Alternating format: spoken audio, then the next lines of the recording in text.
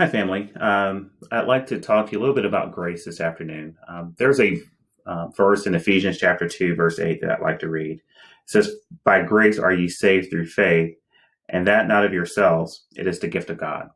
Um, Let me just start off by just telling you a story. When I was a teenager, a friend of the family came over, and he had this beautiful car. It was a cherry red Cadillac and had white interior, and it was trimmed in gold. It was just a beautiful car to kind of behold. And I was surprised while he was over visiting with us.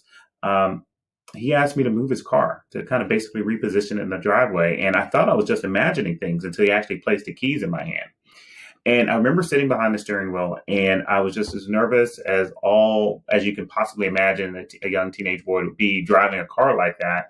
And I remember putting the car in gear and looking over my shoulder and preparing to back the car up. And I didn't realize it at the time, but I put the car in drive as opposed to putting it in reverse. And then when it came time to put on the gas, I put my foot on the pedal on the gas. I actually pressed on it way too hard, and the car lurched forward very quickly.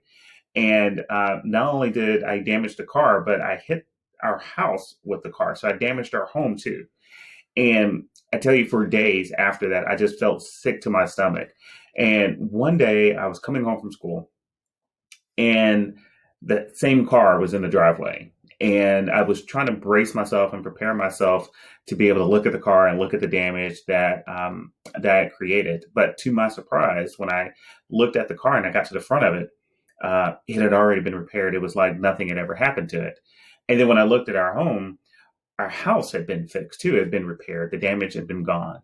And so when I walked in that house, everyone was quiet, and I didn't know what to say. But before I could come up with anything to say, um, the keys were placed in my hands, and I was told to go move the car again.